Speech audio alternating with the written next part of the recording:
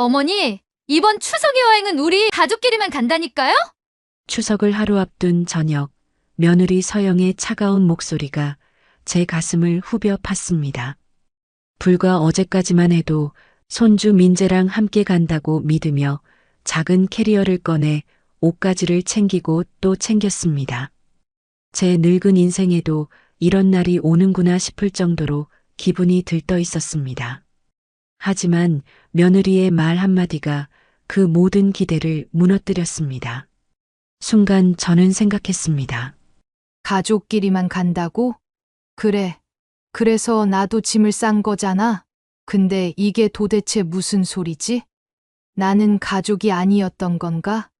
믿었던 아들 도연은 제 눈을 피했고 공기는 얼어붙었습니다. 그러나 이들은 몰랐습니다. 며느리의 이 한마디가 제 인생의 방향을 바꾸리라는 것을요. 지금부터 두 얼굴을 가진 며느리에게 저의 통쾌하고 서늘한 복수가 시작됩니다.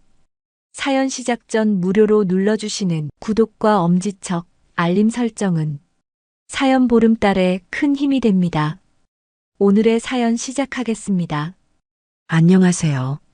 저는 오정분입니다. 올해 71살이에요. 지금 이 이야기를 하고 있는 곳은 전라남도 목포의 작은 바닷가 마을입니다. 창밖으로는 푸른 바다가 보이고 갈매기들이 자유롭게 날아다니고 있어요. 하지만 여기까지 오기까지는 정말 긴 이야기가 있습니다. 사실 저는 1년 전까지만 해도 서울 강서구의 한 아파트에서 아들 도연이와 며느리 서영이 그리고 손자 민재와 함께 살고 있었어요. 겉으로 보기에는 평범한 3대 가족이었죠. 하지만 그 평범함 뒤에 숨겨진 진실을 지금부터 천천히 들려드릴게요. 처음 목포로 내려온 건 3년 전이었습니다. 경기도 이천에서 남편과 함께 논농사를 지으며 살았는데 남편이 세상을 떠난 지 5년이 지나니 그곳에 있는 모든 것들이 그리우면서도 너무 아팠거든요. 마당 한켠에서 함께 키우던 배추밭, 저녁이면 둘이 앉아서 차를 마시던 평상. 어디를 봐도 추억만 떠올랐어요. 그런데 마침 재개발 이야기가 나오면서 땅값이 많이 올랐어요. 논을 팔고 나니 생각보다 큰 목돈이 손에 들어왔습니다. 그때 자연스럽게 고향 목포가 생각났어요. 어머니가 살아계실 때 함께 걸었던 바닷가 길, 젊은 시절 친구들과 웃으며 다니던 시장 골목들이 따뜻하게 기억났거든요. 무엇보다 바다가 보고 싶었습니다. 이천의 산골에서 오래 살다 보니 어릴 적부터 매일 보고 자란 바다가 그리웠거든요. 그래서 저는 망설임 없이 고향 목포로 내려왔어요. 바닷가가 보이는 작은 집을 얻고 여유롭게 노후를 즐기기 시작했습니다. 아침이면 바닷가를 산책하고 오후에는 동네 할머니들과 화투도 치고 그동안 못 배운 한글 공부도 하러 다녔어요. 목포시에서 운영하는 노인교실에서 글쓰기며 셈 공부를 하는 게 정말 재미있었거든요. 어릴 적에는 집안 형편 때문에 학교도 제대로 못 다녔는데 이제라도 배울 수 있다는 게 얼마나 기뻤는지 몰라요. 특히 그곳에서 만난 명숙이와는 정말 죽이 잘 맞았습니다.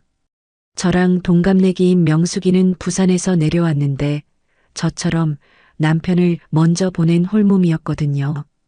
처음엔 한글 교실에서 옆자리에 앉게 된 게 인연이었는데 어찌나 말이 잘 통하던지요. 정분아, 우리 나이에 이런 공부하는 게 얼마나 재미있는지 몰라. 젊을 때 못 배운 한이 풀리는 기분이야. 명숙이가 연필을 들고 또박또박 글씨를 쓰면서 말했을 때 저도 고개를 끄덕였어요. 맞아. 명수가 나도 그런 생각 들어. 배움에는 늦은 나이가 없다더니 정말 그런 것 같아. 그렇게 시작된 우정은 점점 깊어졌습니다. 한글 교실이 끝나면 함께 시장도 보고 바닷가도 걸었어요. 명숙이는 정말 좋은 사람이었어요. 마음씨도 따뜻하고 무엇보다 제 말을 진심으로 들어주었거든요. 정분아, 너는 참 복 많은 사람이야. 아들도 있고 며느리도 있고. 명숙이가 가끔 이렇게 말할 때면 저는 그저 웃으며 대답했어요. 그래도 명숙이 너만큼 자유로운 건 아니야. 나는 가끔 아들 걱정도 되고 그러거든. 그런 대화를 나누면서 지낸 목포에서의 인연은 정말 평화로웠습니다. 새벽에 일어나서 바닷가를 걸으며 하루를 시작하고 오후에는 명숙이와 함께 시간을 보내고 저녁에는 혼자만의 시간을 즐겼어요. 책도 읽고 텔레비전도 보고 가끔은 그냥 바다를 바라보며 생각에 잠기기도 했죠. 그런데 그해 가을 갑자기 도연이에게서 전화가 왔어요. 엄마, 이번 주말에 서영이랑 민재랑 함께 내려갈게요. 엄마 얼굴도 보고 싶고 할 얘기도 있고요. 전화를 받고 나서 저는 괜히 설렜어요. 아들이 가족을 데리고 내려온다니. 그동안 바쁘다고 자주 못 내려왔는데 이번엔 며느리랑 손자까지 함께 온다고 하니까 얼마나 기대가 되던지요. 명숙이에게도 자랑했어요. 명수가 우리 아들이 이번 주말에 며느리랑 손자랑 함께 내려온대. 오랜만에 가족들 얼굴 보게 됐어. 어머, 좋겠다. 정분아, 그럼 맛있는 것도 많이 해놓고 기다려야지. 명숙이도 제 일처럼 기뻐해 주었어요. 그 주말 정말 오랜만에 도연이 가족이 목포로 내려왔습니다. 아들의 얼굴을 보니 반가우면서도 뭔가 걱정이 서려 있는 것 같았어요. 서영이는 예전보다 더 예뻐졌고 민재는 키가 훨씬 자란 것 같았어요. 할머니, 민재가 제일 먼저 달려와서 안겼을 때 제 마음이 얼마나 따뜻했는지 몰라요. 정말 눈에 넣어도 아프지 않는 제 손자였습니다. 어머니, 그동안 잘 지내셨어요? 서영이도 정말 반갑게 인사했어요. 저녁을 함께 먹으면서 도연이가 조심스럽게 말을 꺼냈습니다. 엄마, 혼자 지내시기 힘드시죠? 저희도 엄마가 걱정돼서 밤에 잠도 잘 안 와요. 그 말을 들으니 제 마음 한편이 따뜻해졌어요. 아, 내 아들이 날 걱정하고 있구나. 그동안 서울에서 바쁘게 살느라 자주 연락도 못했는데 속으론 어머니를 생각하고 있었구나. 서영이도 옆에서 정말 진심 어린 목소리로 말했어요. 어머니, 저희랑 같이 사시면 안 될까요? 민재도 할머니랑 같이 살고 싶다고 맨날 그러거든요. 서울에 올라오시면 병원도 가깝고 저희가 더 자주 챙겨드릴게요. 그 말을 들으니 눈물이 핑 돌았어요. 사실 혼자 사는 게 외롭긴 했거든요. 저녁 되면 텅 빈 집에 혼자 앉아서 텔레비전만 보고 있으면 이렇게 늙어가는 게 맞나 싶은 생각이 들 때가 많았어요. 특히 명숙이가 가끔 아들 자랑을 할 때면 부럽기도 했고요. 그런데 가족들이 먼저 같이 살자고 하니 얼마나 고마웠는지 몰라요. 그래도 너희들이 불편하지 않을까? 제가 조심스럽게 물었을 때 도연이가 손을 잡으며 말했습니다. 무슨 말씀이세요? 엄마 저희가 얼마나 편해질지 몰라요. 민재도 엄마가 돌봐주시면 더 좋을 것 같고요. 서영이도 고개를 끄덕이며 덧붙였어요. 맞아요. 어머니 요즘 맞벌이. 부부들 다 그렇게 살아요. 가족끼리 서로 의지하며 사는 거죠. 어머니, 덕분에 저희가 더 든든해질 것 같아요. 사실 마음은 기울었지만 한편으로는 걱정도 됐어요. 목포에서의 평화로운 생활을 포기하고 서울로 올라가야 한다는 게 쉽지 않았거든요. 무엇보다 명숙이와 헤어지는 게 아쉬웠어요. 그래서 말인데 엄마, 서울에 집도 구해야 하는데 엄마가 도와주시면 정말 큰 힘이 될 것 같아요. 도연이가 조심스럽게 덧붙였을 때 저는 전혀 거리낌이 없었어요. 어차피 이천 땅을 판 돈이 은행에 그대로 있었고 가족과 함께 살기 위해서라면 당연히 써야 할 돈이라고 생각했거든요. 얼마나 필요한데? 아파트를 사려고 하는데 조금 부족해서요. 엄마가 도와주시면 더 넓은 곳에서 함께 살 수 있을 것 같아요. 저는 주저없이 고개를 끄덕였어요. 이천 땅을 팔아서 받은 20억이 있었으니까 가족들과 함께 살 집을 마련하는데 쓰는 게 당연하다고 생각했거든요. 그렇게 며칠을 고민한 끝에 저는 결심했습니다. 가족과 함께 사는 게 더 좋겠다고. 외로움보다는 가족의 따뜻함이 더 소중하다고 생각했거든요. 명숙이에게 작별 인사를 할 때가 가장 힘들었어요. 명숙아, 내가 서울로 올라가게 됐어. 아들이랑 같이 살자고 해서. 정분아, 정말 가는 거야? 나는 어떡하라고. 명숙이의 눈에 눈물이 고였을 때 제 마음도 아팠어요. 자주 연락할게. 그리고 가끔 내려올 테니까 잘 지내고 있어. 그래도 조심해야 해. 서울 생활이 쉽지 않을 테니까. 왜 그랬는지 모르겠지만 명숙이의 표정에는 축하나 부러움보다는 걱정이 더 많이 보였어요. 그때는 단순히 친구와 헤어지는 것이 아쉬워서 그런 줄 알았는데 나중에 생각해보니 명숙이는 뭔가 불안한 기운을 느꼈던 것 같아요. 그렇게 해서 저는 목포집을 정리하고 서울로 올라왔습니다. 제 돈 15억으로 서울 강서구에 새 아파트를 샀어요. 분양 계약서에는 아들 부부가 선뜻 제 이름으로 하자고 하면서 아파트 명의를 제 이름으로 하더군요. 엄마 명의로 두자. 어차피 엄마 돈으로 산 거니까 나중에 필요하실 때 쓰세요. 도연이가 말했을 때 저는 고마웠어요. 제 명의로 해준다니 정말 믿음직한 아들이구나 싶었거든요. 32평 정도 되는 깔끔한 집이었어요. 제 방도 따로 마련해뒀더라고요. 엄마, 이 방이 엄마 방이에요. 햇빛도 잘 들고 조용하죠? 정말 고마웠어요. 제 물건들을 하나하나 정리해주는 서영이를 보니 이런 며느리를 둔 게 얼마나 복인지 모르겠더라고요. 처음 몇 달은 정말 꿈 같았습니다. 아침에 일어나면 제가 먼저 부엌에 나가서 밥을 지었어요. 혼자 살 때는 대충 때웠는데 가족들이 있으니까 더 정성스럽게 차렸죠. 도연이가 좋아하는 된장찌개, 서영이가 좋아한다고 했던 시금치나물, 민재가 잘 먹는 계란말이까지. 어머니, 정말 맛있어요. 어떻게 이렇게 맛있게 하세요? 서영이가 밥상을 받으며 감탄하는 소리를 들으면 제 마음이 얼마나 뿌듯했는지 몰라요. 그동안 혼자 먹는 밥만 하다가 이렇게 가족들이 맛있게 먹는 모습을 보니 보람이 느껴졌어요. 민재도 정말 사랑스러웠어요. 유치원에서 돌아오면 제일 먼저 저한테 달려와서 안겼어요. 할머니, 나왔어. 그러면서 가방에서 뭔가를 꺼내서 보여주곤 했죠. 할머니, 이거 내가 그린 그림이야. 우리 가족 그린 거야. 크레파스로 삐뚤삐뚤하게 그린 그림 속에는 4명의 사람이 손을 잡고 웃고 있었어요. 아빠, 엄마, 할머니, 그리고 민재.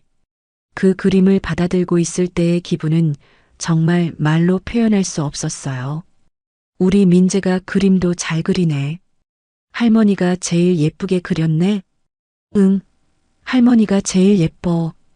이런 대화를 나누고 있으면, 아, 내가 이 집에 와서 정말 잘했구나 하는 생각이 들었어요. 저는 자연스럽게 집안일을 도맡았습니다. 빨래, 청소, 장보기까지. 서영이는 재택근무를 하느라 하루 종일 컴퓨터 앞에 앉아 있었고, 도연이는 아침 일찍 나가서 밤늦게 들어왔거든요. 젊은 사람들이 바쁘게 사는 모습을 보니 제가 도와주는 게 당연하다고 생각했어요. 어머니, 정말 죄송해요. 저희가 너무 의지만 하는 것 같아서요. 서영이가 가끔 이렇게 말할 때면 저는 손사래를 쳤어요. 무슨 소리야? 가족끼리 뭘 그렇게 따져. 내가 할 수 있는 일하는 거지, 뭘. 정말 그때는 진심이었어요. 가족들이 편하게 지낼 수 있도록 제가 뒤에서 도와주는 게 너무나 당연하고 행복한 일이라고 생각했거든요. 생활비도 제가 많이 보탰습니다. 장보기는 물론이고 민재 학원비나 옷값도 종종 제가 냈죠. 도연이가 미안해할 때마다 저는 이렇게 말했어요. 돈은 써야 할 때 쓰는 거야. 손자 키우는데 쓰는 돈이 어디 아까운 돈이니? 그러면 서영이가 정말 고마워하면서 말했어요. 어머니 덕분에 저희가 얼마나 든든한지 몰라요. 정말 복 받으실 거예요. 그런 말들을 들을 때마다 제 마음은 따뜻했어요. 아, 내가 이 가족에게 도움이 되고 있구나. 내가 여기 있어서 다들 편하구나. 주말이면 가족들과 함께 나들이도 갔어요. 한강공원에 가서 돗자리 깔고 김밥 먹기도 하고 민재가 좋아하는 놀이공원에 가기도 했죠. 그럴 때면 정말 행복했어요. 늦은 나이에 이런 가족의 사랑을 다시 느낄 수 있다니. 어머니, 사진 찍어요. 서영이가 스마트폰을 들고 말하면 저희는 어깨를 나란히 하고 웃으며 사진을 찍었어요. 그 사진들을 나중에 보면서 얼마나 흐뭇했는지 몰라요. 명절 때는 더욱 바빴습니다. 추석이 되면 도연이 형제들과 친척들이 모두 우리 집으로 왔거든요. 저는 며칠 전부터 준비를 시작했어요. 송편 빚고, 나물 무치고, 전 부치고, 손이 10개라도 모자랄 정도였죠. 어머니, 너무 무리하지 마세요. 저도 도와드릴게요. 서영이가 걱정하면서 말했지만 저는 괜찮다고 했어요. 가족들이 맛있게 먹는 모습을 보는 게 더 기뻤거든요. 역시 어머니 손맛이 최고예요. 저희가 얼마나 행복한지 몰라요. 친척들이 하는 말을 들으면 서영이도 뿌듯해하면서 저를 자랑했어요. 저희 어머니 정말 대단하시죠? 제가 배워야 할 게 너무 많아요. 그런 모습을 보면서 저는 정말 만족스러웠어요. 아, 내가 이 집에 와서 정말 잘했구나. 모두가 나 때문에 행복해하고 있구나.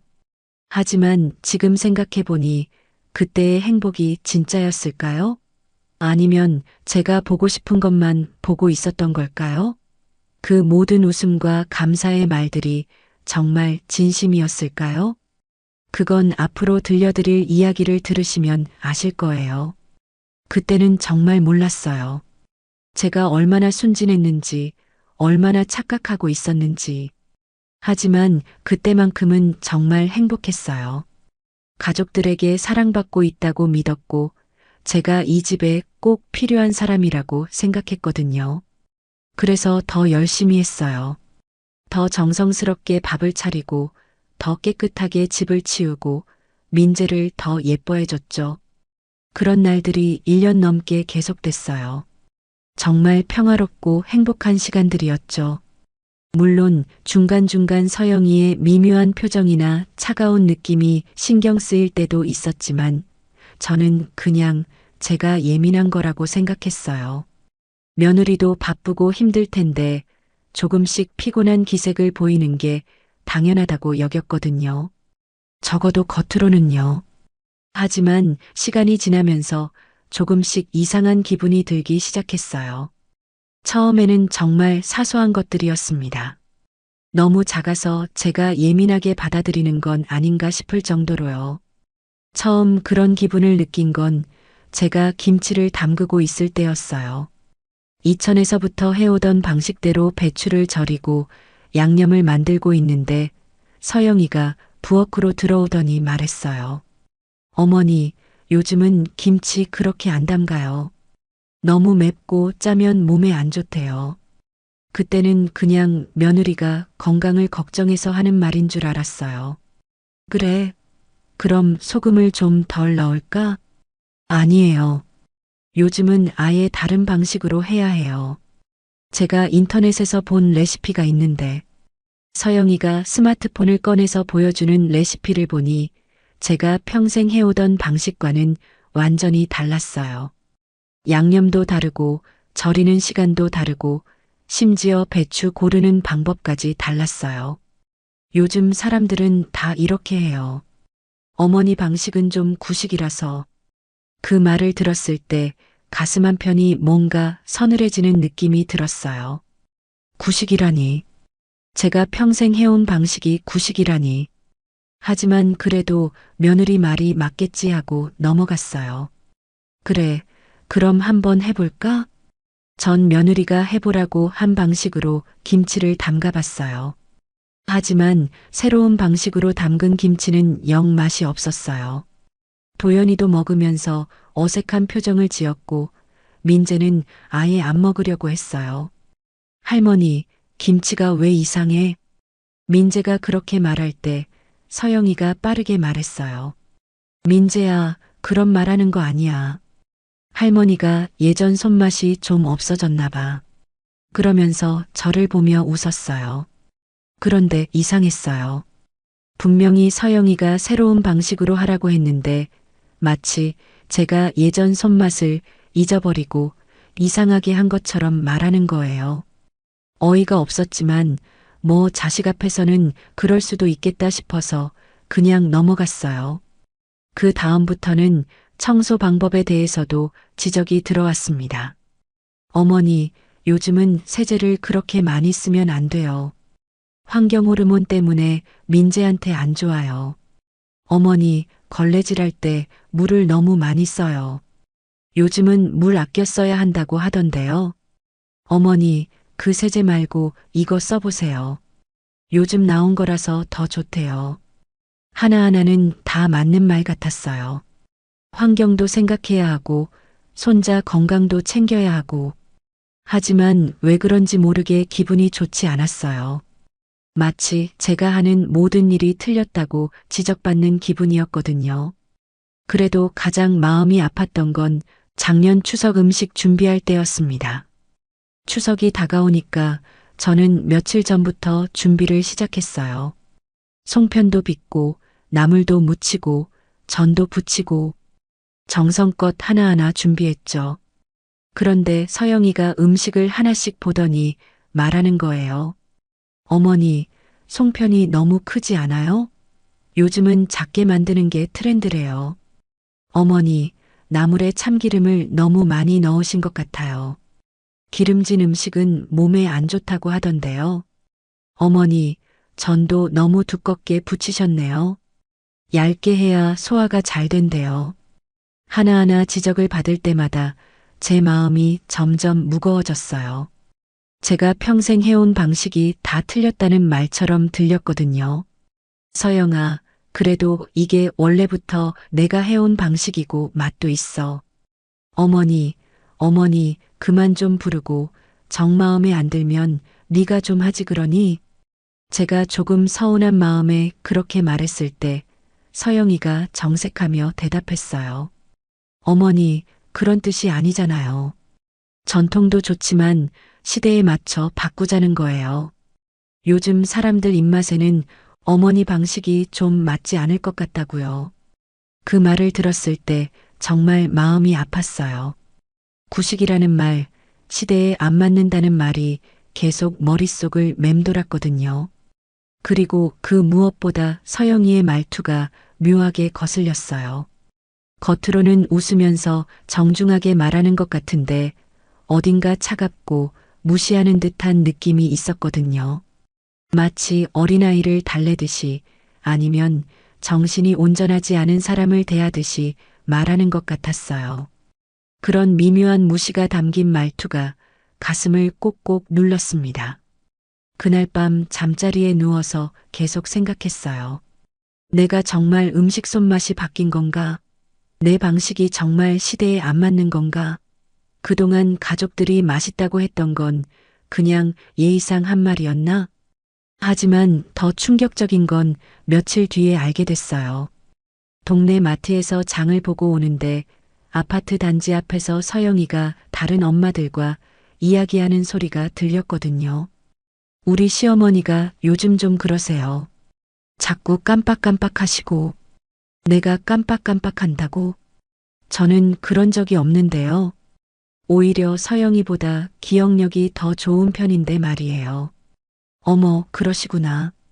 우리 시어머니도 그런 적 있어요. 나이 드시면 다 그러시더라고요. 맞아요. 그래서 요즘 좀 조심스러워요. 가스불도 자꾸 확인해야 하고, 가스불을 확인해야 한다고? 저는 평생 가스불로 요리해 왔는데 한 번도 사고 낸 적이 없어요. 그런데 서영이는 마치 제가 위험한 사람인 것처럼 말하고 있었어요. 나이 드시면 어쩔 수 없어요.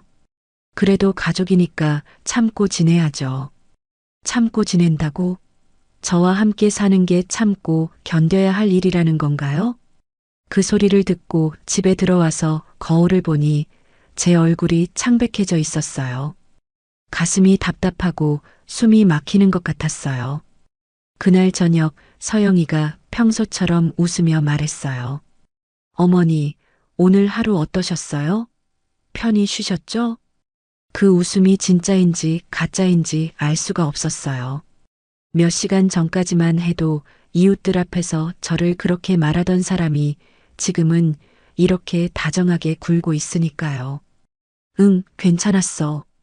저는 그냥 그렇게 대답했어요. 뭔가 이상하다고 따져 물으면 제가 오해하고 있는 것일 수도 있고 괜히 가족 관계만 나빠질 것 같았거든요. 하지만 그 이후로는 서영이의 말과 행동을 조금 더 유심히 보게 됐어요. 그러다 보니 더 많은 것들이 눈에 들어왔습니다.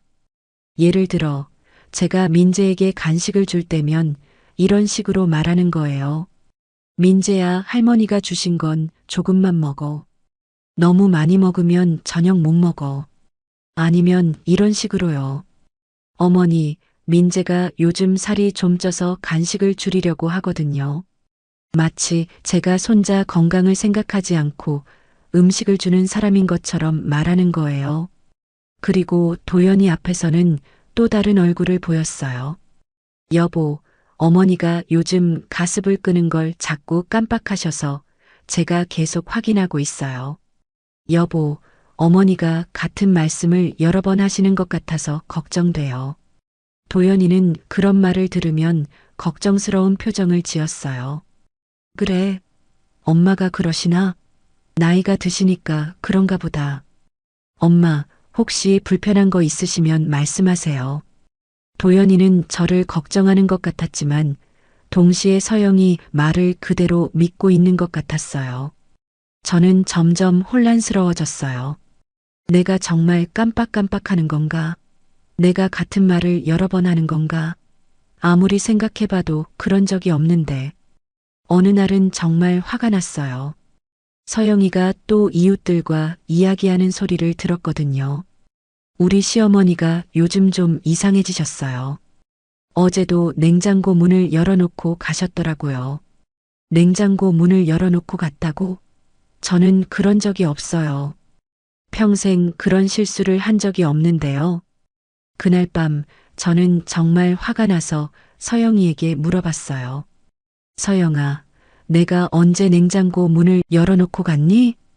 서영이는 잠깐 당황하는 것 같더니 이렇게 말했어요. 어머니, 기억 안 나세요? 어제 아침에 우유 꺼내시고 문을 안 닫으셨잖아요. 나는 그런 적 없어.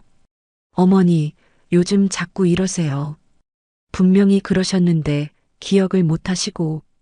그 순간 정말 화가 치밀었어요. 저를 거짓말쟁이로 만들려는 건가요?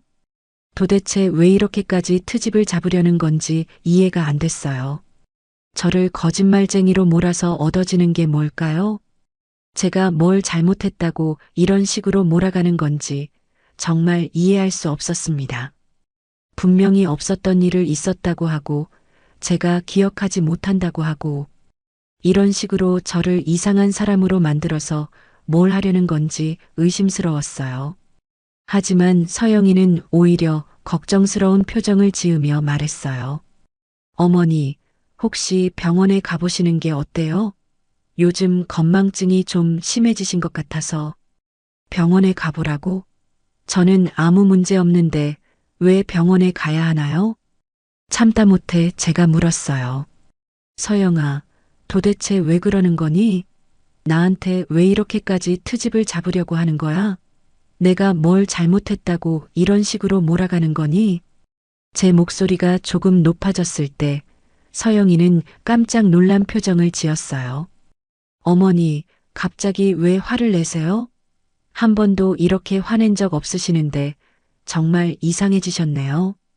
저는 그냥 어머니 걱정돼서 하는 말이에요.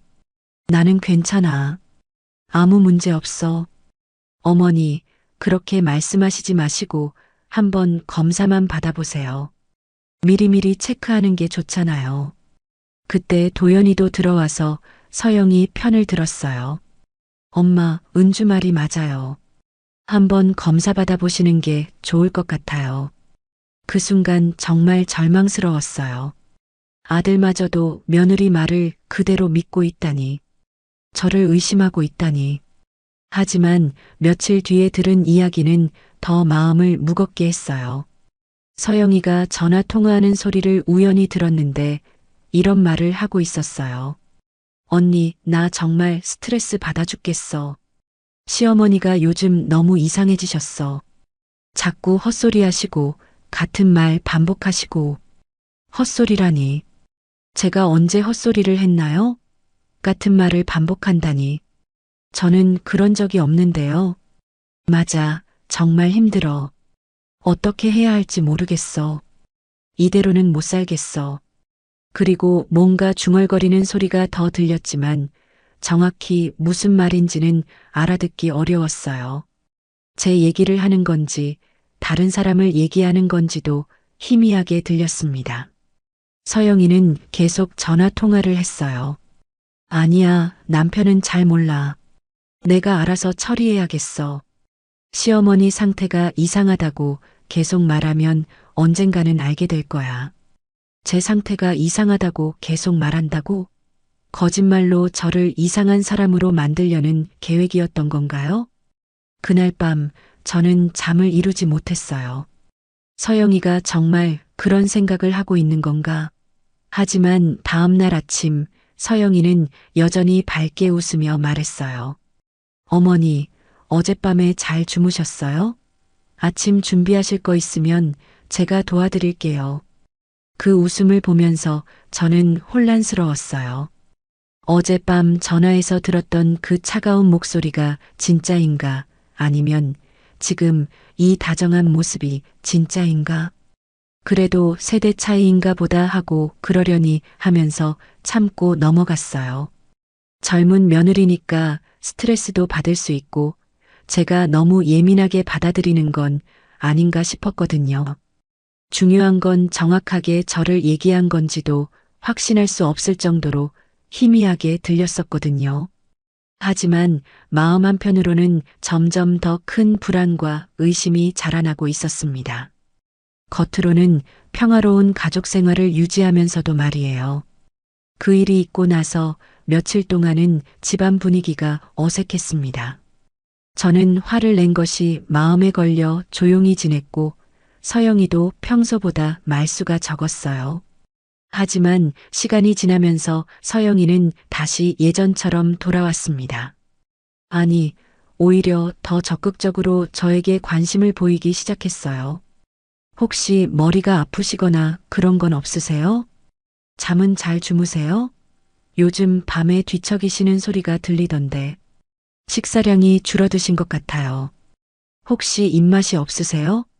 이런 식으로 계속 제 건강을 걱정하는 척하면서 은근히 제가 어딘가 이상하다는 뉘앙스를 풍기는 거예요.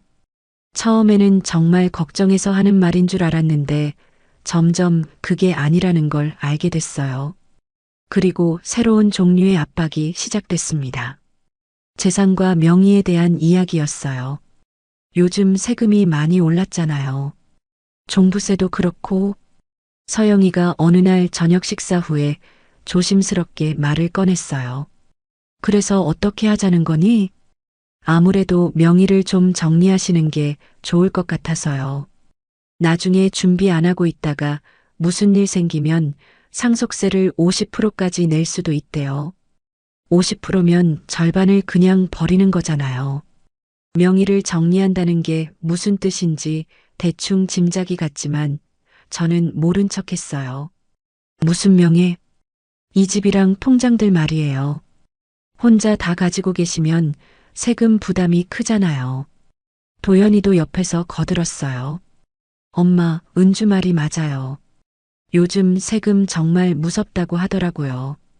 그런 대화가 며칠에 한 번씩 반복됐어요. 처음에는 가볍게 꺼냈다가 점점 더 구체적이고 지속적으로 압박해오기 시작했어요. 세무사 선생님 만나실 시간 잡아드릴까요? 은행에서 상담받아 보시는 게 어떠세요? 이웃집 할머니는 벌써 다 정리하셨다고 하던데요. 그럴 때마다 저는 아직 생각해 볼게, 급할 거 없잖아, 이런 식으로 밀었어요. 사실 잘 모르겠기도 했고 뭔가 내키지 않기도 했거든요. 그런데 정말 이상한 일이 벌어진 건 한 달 정도 지난 어느 밤이었습니다. 평소보다 일찍 잠자리에 들었는데 목이 말라서 물을 마시러 나가려다가 안방에서 도연이와 서영이가 이야기하는 소리가 들렸어요. 문이 살짝 열려 있었거든요. 처음에는 그냥 지나가려 했는데 제 이름이 들려서 발걸음을 멈췄어요. 요양원. 알아보자.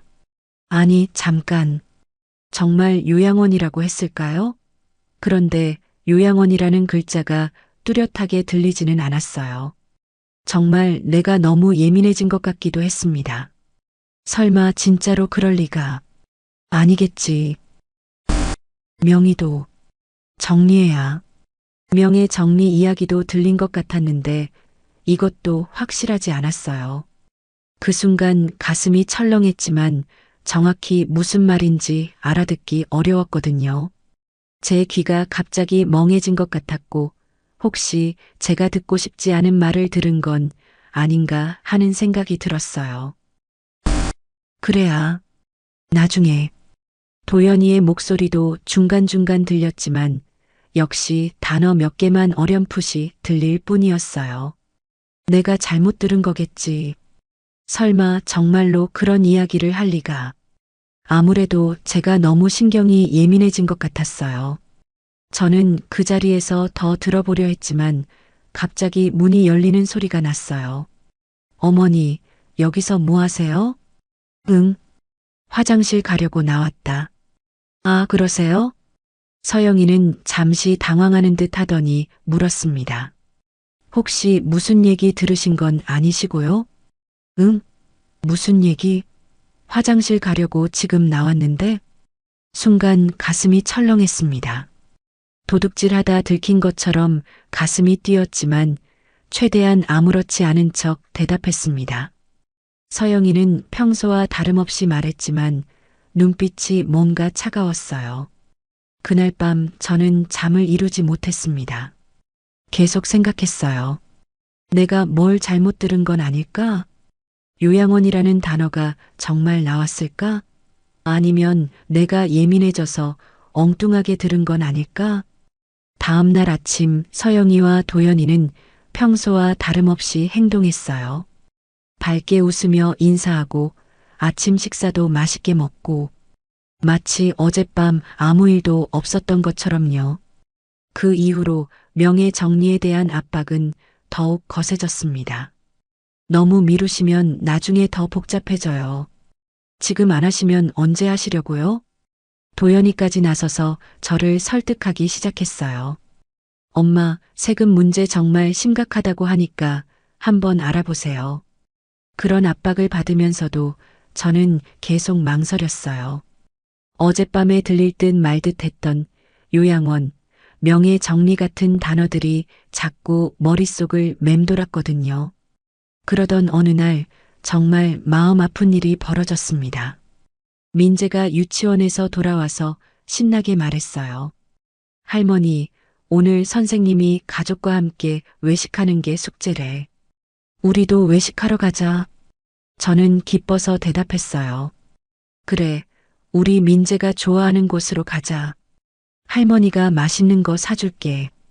그런데 서영이가 부엌에서 나오더니 말했어요. 민재야, 할머니는 집에서 쉬시고 우리끼리 가자. 왜요? 할머니도 같이 가면 안 돼요? 민재가 실망한 표정으로 물었을 때 제 마음도 함께 무너졌어요. 할머니는 무릎도 안 좋으셔서 움직이면 몸에 안 좋으셔. 집에서 편히 쉬시는 게 좋을 것 같아. 무릎이 안 좋다고? 저는 멀쩡한데 왜 그런 말을 하는 걸까요? 그래도 할머니가 가고 싶어 하시는데. 민재가 저를 보며 말했지만 서영이는 단호했어요. 민재야, 엄마 말 들어. 할머니가 민재 때문에 무리해서 몸이 아프셨으면 좋겠어? 서영이 말을 들은 민재는 이내 고개를 끄덕였습니다. 그렇게 세 사람은 나가고 저는 혼자 텅 빈 집에 남겨졌어요. 그런 일들이 한두 번이 아니었어요. 영화를 보러 간다고 할 때도 쇼핑을 간다고 할 때도 항상 저는 집에 남겨졌어요. 집에서 쉬세요. 요즘 피곤해 보이셔서. 그런데 별로 관심 없으시잖아요. 그런 말들을 들을 때마다 저는 점점 더 외로워졌어요. 특히 민재와의 거리가 멀어지는 게 가장 힘들었어요. 이웃들과의 관계에서도 미묘한 변화가 느껴졌어요. 정분 씨, 요즘 어떠세요? 며느리분이 많이 걱정하시던데. 동네 마트에서 만난 아는 할머니가 그렇게 말했을 때 저는 당황했어요. 무슨 걱정을 하는데요? 아, 건강 때문에. 그냥 그렇다고 하시더라고요. 건강 때문에 걱정한다고? 저는 아무 문제 없는데 왜 그런 말을 했을까요? 그런 일들이 계속 반복되면서 저는 점점 더 혼란스러워졌어요. 내가 정말 어딘가 이상한 건 아닐까? 내가 모르는 사이에 문제가 생긴 건 아닐까? 하지만 아무리 생각해봐도 저는 멀쩡했어요. 기억력도 좋고 판단력도 괜찮고 몸도 건강했어요. 그러던 어느 날 또 다시 안방에서 나오는 대화 소리를 들었습니다. 이번에는 조금 더 가까이에서 들었는데 여전히 단어 몇 개만 어렴풋이 들렸어요. 이제 한계야. 상태가 빨리 결정해야. 무슨 결정을 해야 한다는 걸까요? 그리고 제 상태가 어떻다는 걸까요? 저는 그런 의심과 확신 사이에서 하루하루를 보내면서 점점 더 조심스러워졌어요. 그들의 말과 행동을 더 자세히 관찰하게 됐고 혹시나 놓치는 단서는 없는지 귀를 기울이게 됐어요. 하지만 그들은 정말 조심스럽게 행동했어요.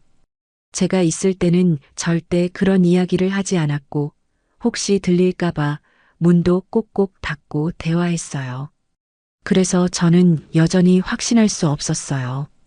정말로 무슨 계획이 있는 건지 아니면 제가 오해하고 있는 건지. 내가 잘못 들었겠지. 설마 그럴 리가.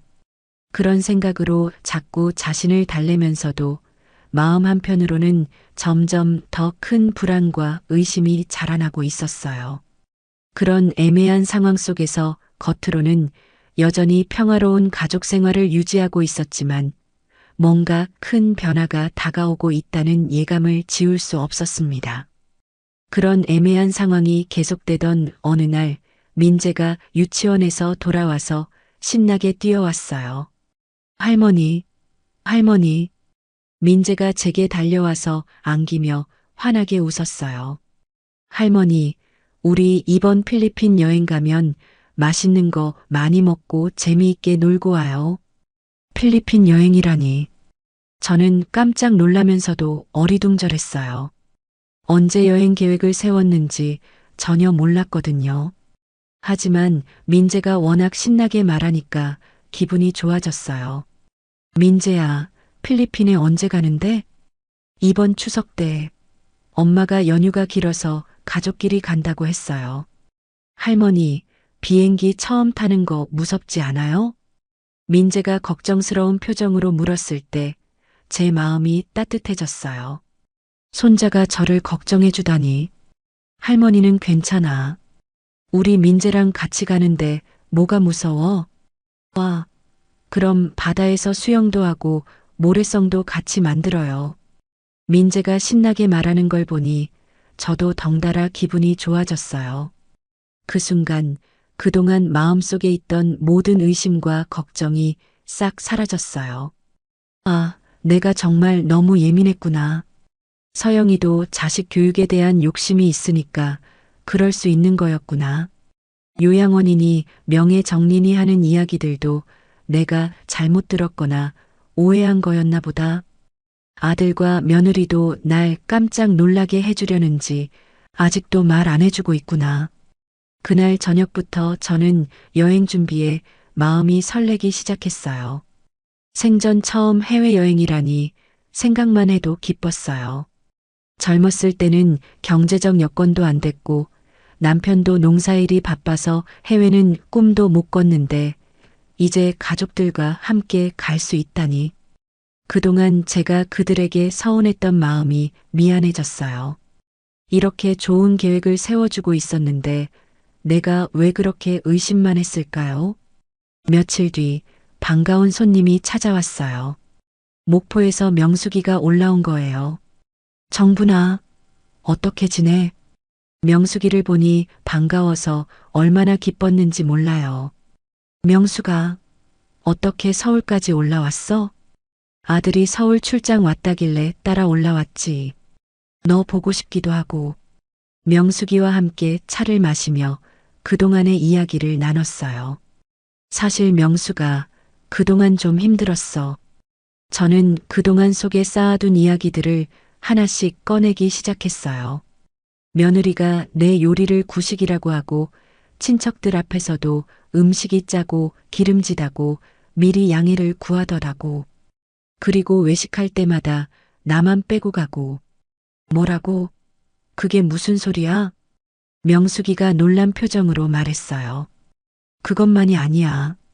이웃들한테는 내가 요즘 깜빡깜빡한다고 하고 건망증이 있다고 말하고 다니더라고. 나는 그런 적이 없는데 말이야. 아이고, 그 며느리가 왜 그러는 거야? 너무하네.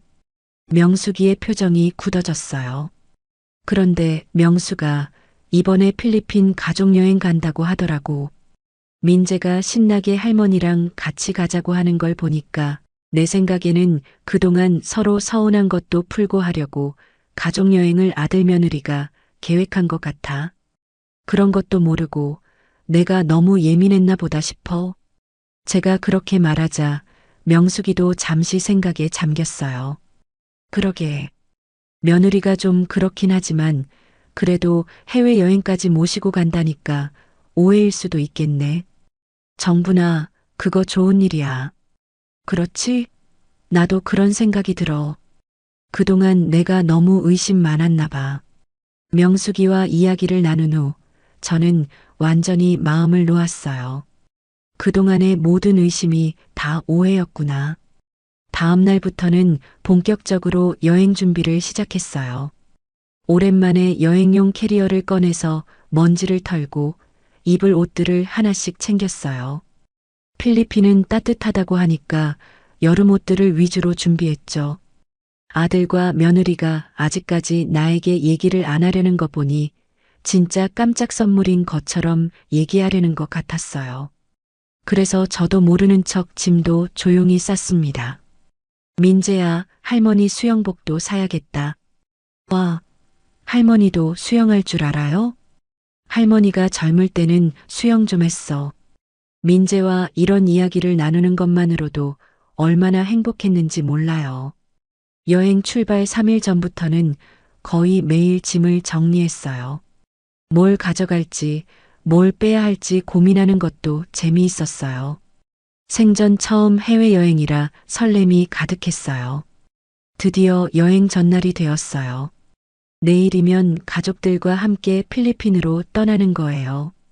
저는 마지막으로 짐을 점검하고 여권도 다시 한번 확인했어요.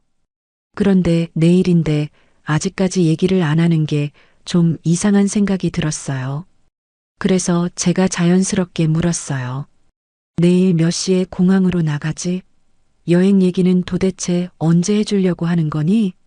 제가 저녁 식사 시간에 물었을 때 서영이와 도연이가 잠시 시선을 마주쳤어요. 둘은 굉장히 당황하며 뭔가 어색한 분위기였지만 저는 별로 신경 쓰지 않았어요. 어머니, 무슨 소리 하시는 건지. 서영이가 대답했어요. 내일 가족여행 가는 거 아니냐? 나도 사실 민재한테 들어서 알고 있었다. 아, 그게. 서영이가 말을 망설이더니 어렵게 입을 열었습니다. 어머니 사실 이번 여행은 우리 가족끼리만 가는 거예요. 저는 아무렇지도 않게 진짜 몰라서 대답했어요. 그래. 그래서 나도 짐 다 싸놨다. 추석 때 가족끼리 가는 거라서. 아니요. 우리 가족끼리만 가는 거라고요. 서영이가 다시 말했을 때 저는 어리둥절했어요. 하지만 무슨 의미인 줄 온몸으로 느끼며 알게 됐습니다. 그게 도대체 무슨 말이야? 저희 3명, 우리 가족끼리만 가기로 했어요. 3명만? 저는 포함이 안 된다는 말이었습니다. 그동안 저와 함께 여행 이야기를 하던 민재는 어리둥절한 표정으로 엄마를 바라보며 물었습니다. 엄마, 할머니는 왜 안 가? 민재가 서영이에게 물었을 때 서영이는 당황한 듯 대답했어요. 민재야, 할머니는 집에서 쉬셔야 해. 왜요? 할머니는 몸이 안 좋으셔서 이번에는 우리끼리만 가는 거야.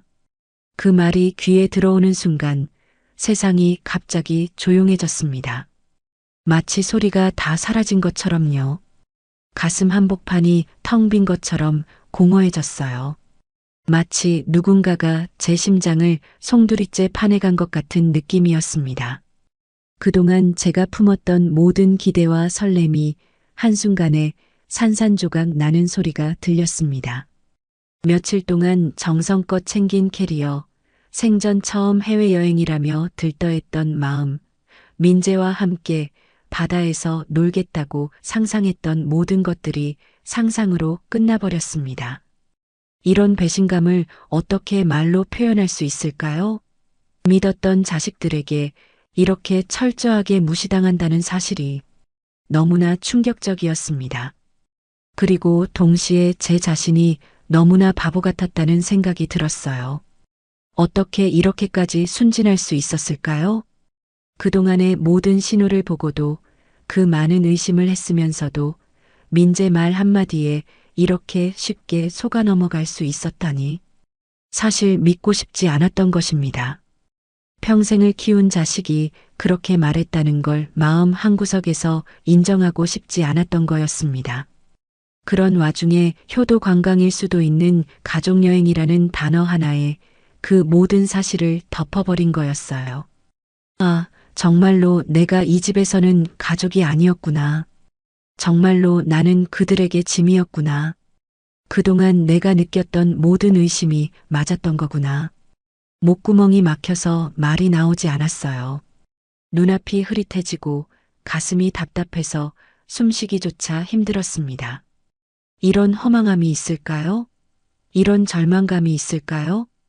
그 순간 동시에 그동안 제 마음속에서 사라졌던 모든 의심이 한꺼번에 되살아났어요.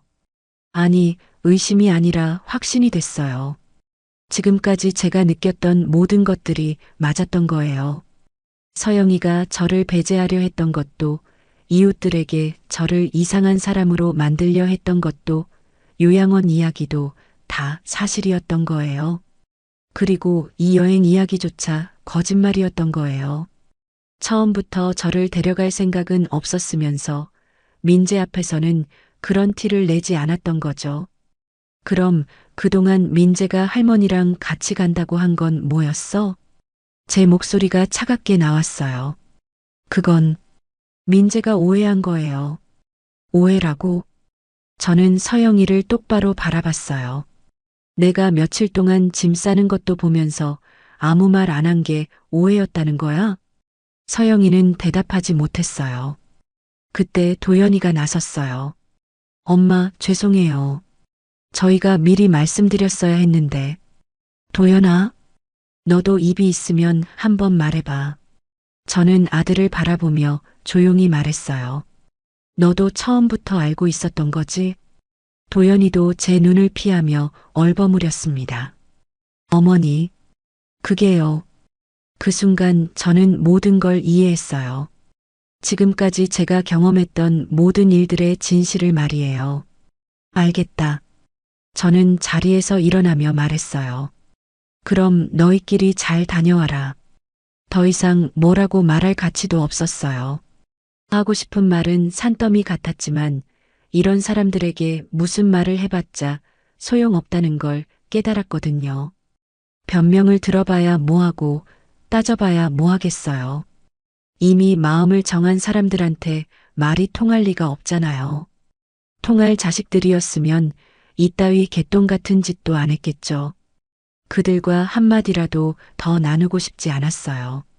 지금까지 저를 이렇게 무시하면서 속여왔으면서 이제 와서 무슨 말을 한다 해도 다 소용없이 느껴졌습니다. 그리고는 제 방으로 들어갔어요. 문을 닫고 침대에 앉아서 생각했어요. 이제야 모든 퍼즐이 맞춰졌어요. 지금까지 제가 느꼈던 모든 의심과 불안이 현실이었던 거예요. 긴가민가 했던 모든 것들이 확실한 진실로 드러난 순간이었어요. 제 가슴 속에서 뭔가 단단하게 굳어지는 걸 느꼈어요. 더 이상 순진한 할머니로 살 수는 없겠다는 각오였어요. 다음 날 새벽 그들이 여행을 떠나는 모습을 지켜봤습니다. 캐리어를 끌고 나오는 소리, 택시를 부르는 소리, 그리고 민재가 다녀올게요. 라고 인사하는 소리까지. 잘 다녀와라. 저는 최대한 아무렇지 않은 척하며 배웅했어요. 인사도 하기 싫었지만 괜히 티를 내고 싶지 않았거든요. 서영이는 그저 다녀올게요. 한마디만 남기고 나갔어요. 추석 때 혼자 지내게 해서 죄송하다는 말도 집에서 잘 계시라는 말도 전혀 없었습니다. 그런 말을 기대하지도 않았지만요. 이미 저에 대한 그들의 마음을 확실히 알게 됐으니까요. 아들놈은 미안해서 그런 건지 신경을 안 쓰는 건지 두말할 것도 없었습니다. 택시가 사라지는 모습을 보고 나서 저는 바로 움직이기 시작했습니다. 그동안 흔들렸던 마음이 오히려 단단해지는 걸 느꼈어요. 더 이상 혼란스럽지 않았어요. 정신이 완전히 바짝 들었다고 할까요? 마치 오랫동안 흐릿했던 안개가 걷히고 모든 게 선명하게 보이는 기분이었습니다. 이제 무엇을 해야 할지 분명해졌거든요. 제일 먼저 한 일은 제 서류들을 정리하는 것이었습니다. 오랫동안 서랍 깊숙이 넣어뒀던 중요한 문서들을 하나씩 꺼냈어요. 아파트 등기부등본, 통장들, 인감도장, 그리고 이천 땅을 팔 때 받았던 계약서까지. 이 집 명의가 내 이름이었지. 등기부등본을 다시 한번 자세히 봤습니다. 분명히 제 이름으로 되어 있었어요. 지금 보니 본인들 이름으로 할 수가 없는 거였어요. 나중에 알고 보니 돈이 전혀 없는 상태에서 갑자기 아파트를 구매하면 국세청에서 취득자금 출처 및 증여세 신고 여부를 검토해서 조사가 나온다고 하더라고요. 그것도 모르고 아들이 날 생각해서 내 명의로 해주는 줄 알고 얼마나 감동했던지. 통장들도 하나씩 확인했습니다. 다행히 아직까지는 제 명예 그대로였어요. 서영이가 그렇게 명예 정리를 하자고 했는데 제가 미뤄서 아직 바뀌지 않은 거였죠.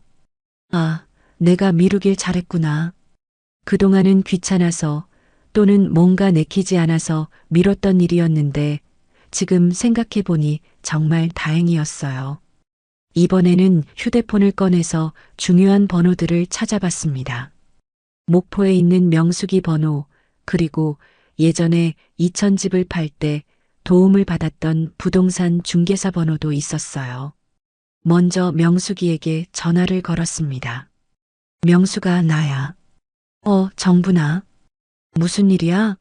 목소리가 왜 그래? 갑자기 명수기의 목소리를 들으니 나도 모르게 울컥한 감정이 올라왔습니다. 최대한 참으며 말했습니다. 지금 말할 수는 없고 며칠 뒤에 목포로 내려갈 것 같아. 갑자기 무슨 일 있었어? 응, 큰일 있었어. 나중에 자세히 얘기해 줄게. 혹시 목포에서 괜찮은 집 있는지 알아봐 줄 수 있어? 물론이지. 그런데 정분아, 정말 괜찮은 거야? 괜찮아. 오히려 이제야 정신이 완전히 바짝 들었어. 명숙은 뭔가 안 좋은 사태가 일어났다는 걸 알았지만 깊게 묻지 않았습니다. 전화를 끊고 나서 다음에는 부동산에 전화를 걸었습니다. 안녕하세요. 몇 년 전에 이천 땅 매매 도와주셨던 김 사장님 계신가요? 아, 정분 할머니시네요. 안녕하세요. 무슨 일이세요? 서울에 있는 아파트를 팔려고 하는데요. 가능할까요? 당연히 가능하죠. 어디 있는 아파트인데요? 제가 주소와 평수를 말해드리자 김 사장님이 놀란 목소리로 말했어요. 어머, 강서구는 학군이 좋아서 학부모님들한테 인기가 많아요. 요즘 시세가 많이 올랐거든요. 이미 매수 대기자도 있는 상태예요. 얼마나 받을 수 있을까요? 한번 가서 봐야겠지만 대략 20억 정도는 받으실 수 있을 것 같아요. 금매 조건이면 18억 정도고요. 20억이라니. 처음에 15억 주고 산 집이 이렇게 올랐다니 놀라웠어요. 그럼 빨리 진행할 수 있나요? 급하게 파시는 거예요? 네, 빨리 처리하고 싶어요. 알겠습니다. 그럼 내일 한번 올라가서 집 상태 확인하고 바로 매물로 내놓을게요. 전화를 끊고 나서 저는 계획을 세우기 시작했습니다. 그들이 5박 6일 여행을 간다고 했으니 6일 정도의 시간이 있었어요. 그 시간 동안 모든 걸 정리해야 했습니다. 그날 오후에 김 사장님이 바로 올라오셨어요. 집을 한 바퀴 둘러보시더니 만족스러운 표정을 지으셨어요. 정말 깔끔하게 관리하셨네요. 이 상태라면 시세보다도 더 받을 수 있을 것 같아요. 그 다음 날 벌써 전화가 왔어요. 어르신, 매수 희망자가 나타났어요. 현금으로 바로 계약하고 싶다고 하는데 금매 조건으로 일주일 안에 해주겠다고 하네요. 얼마예요? 18억이요. 계약자도 오케이 한다고 해요. 좋아요. 계약하겠습니다. 그렇게 집은 일사천리로 팔리게 됐습니다. 생각보다 훨씬 빠르게 진행됐어요. 이제 목포에서 살 집을 구해야 했습니다. 명숙이에게 다시 전화를 걸었어요. 명숙아, 집 알아봐 달라고 했는데 어때? 있어. 바다 보이는 작은 집인데 정말 좋더라. 너 마음에 들 것 같아. 얼마야? 2억이면 돼. 깔끔하게 리모델링도 되어 있고 2억이면 저에게는 적은 돈이었어요. 원래 2천 땅 판 돈이 20억이었고 아파트는 15억에 샀으니까 5억은 원래 통장에 있었거든요. 집을 팔면 23억이 되는 거였어요. 그럼 계약해줘. 정말? 그럼 내가 대신 계약해둘게. 이제 이사 준비를 해야 했습니다. 하지만 가져갈 건 많지 않았어요. 옷가지 몇 벌과 개인적인 물건들, 그리고 민재가 그려준 그림 할머니 사진. 민재 생각을 하니 마음이 아팠어요. 그 아이만은 정말로 저를 따랐었거든요. 할머니 하며 달려와서 안기던 모습, 유치원에서 그린 그림을 자랑스럽게 보여주던 모습이 떠올랐어요. 민재에게는 죄가 없는데 이렇게 헤어져야 한다는 게 정말 마음 아팠습니다. 하지만 시간이 지나면 민재도 이해해 줄 거라고 생각했어요. 할머니가 왜 그런 선택을 할 수밖에 없었는지 말이에요. 나머지 가구들은 모두 두고 갈 생각이었어요. 어차피 새 주인이 들어올 텐데 가구까지 다 빼면 번거로우니까요. 짐을 정리하면서 생각했습니다. 그동안 이 집에서 보낸 시간들이 주마등처럼 지나갔어요. 처음 이사 왔을 때의 기대감, 가족들과 함께 보낸 행복했던 순간들, 그리고 점점 쌓여갔던 서운함과 의심들. 하지만 이제는 후회하지 않았어요. 오히려 이렇게 진실을 알게 된 게 다행이라는 생각이 들었어요. 마지막으로 은행에 가서 통장 정리도 했습니다. 목포로 이주하면서 필요한 돈들을 정리하고 나머지는 안전하게 관리할 수 있도록 했어요. 그렇게 며칠 동안 모든 준비를 마쳤습니다. 이제 그들이 여행에서 돌아오기만 하면 됐어요. 여행 마지막 날 밤, 저는 거실에 앉아서 차를 마시며 생각했습니다. 내일이면 모든 게 끝나는 거구나. 새로운 시작이 될 수도 있고 끝이 될 수도 있겠지만 적어도 더 이상 눈치 보며 살지는 않을 거야. 이제 그들이 돌아오기만 하면 됐어요. 그리고 저는 제 인생을 되찾을 거예요. 그날 밤 오랜만에 깊이 잠들었습니다. 마음이 평온했어요. 처음으로 제 인생의 주인이 된 기분이었어요. 드디어 그들이 여행에서 돌아오는 날이 됐습니다. 저는 거실 소파에 앉아서 작은 손가방 하나만 옆에 두고 기다렸어요. 집안은 이미 모든 짐이 박스로 포장되어 있었고 저는 몸만 나가면 되는 상황이었습니다. 오후 3시쯤 현관문이 열리는 소리가 들렸어요. 어머니, 다녀왔습니다. 서영이의 말이 끊어졌어요. 현관을 들어서자마자 보이는 광경 때문이었죠.